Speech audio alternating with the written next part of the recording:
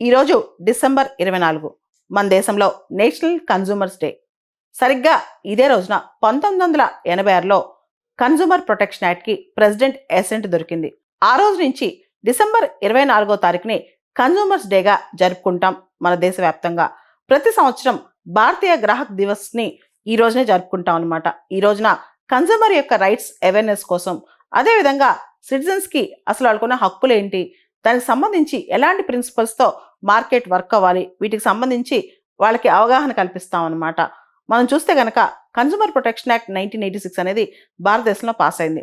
ఆ తర్వాత దానిలో మేజర్ అమెండ్మెంట్స్ అనేవి 2019లో వచ్చాయన్నమాట.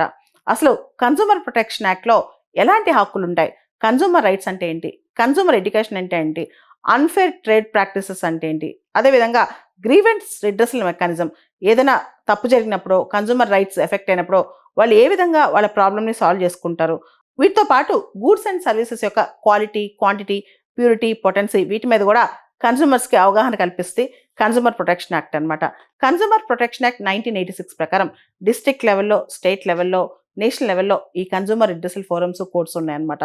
మనం కనుక 2019లో కన్జ్యూమర్ ప్రొటెక్షన్ యాక్ట్కి వచ్చిన అమెండ్మెంట్ కనుక మనం చూస్తే సెంట్రల్ కన్జ్యూమర్ ప్రొటెక్షన్ అథారిటీ ఒక స్టాట్యుటరీ అథారిటీగా ఏర్పరచబడింది. అదేవిధంగా ఈ కామర్స్ అనేది కన్జ్యూమర్ ప్రొటెక్షన్ యాక్ట్లో ఆ స్కోప్లోకి వచ్చేస్తుంది అనమాట. గ్రీవెన్స్ రిడ్రెసల్ మెకానిజం, ఏదైతే కన్జ్యూమర్ గ్రీవెన్సెస్ ఉంటాయో వాటికి సంబంధించి ఎఫెక్టివ్ రిడ్రెసల్ మెకానిజం అనేది 2019 అమెండ్మెంట్ ద్వారా తీసుకొచ్చారు. దాంతోపాటు ఈ ఫైలింగ్ కూడా తీసుకొచ్చారనమాట. ఇవన్నీ కూడా ఎఫెక్టివ్గా ముందుకెళ్లేందుకు 2022లో కన్జ్యూమర్ ప్రొటెక్షన్ యాక్ట్ సంబంధించి గైడ్ లైన్స్ కూడా తీసుకొచ్చారనమాట. దీనికి సంబంధించి ప్రతి సంవత్సరం మనం డిసెంబర్ 24వ తారీఖున కన్జ్యూమర్ రైట్స్ అవేర్నెస్ తీసుకురావడం కోసం ఇంకా accessible and affordable, eco friendly choices మీద కూడా మనం ఎంఫసైజ్ చేస్తున్నాం అనమాట.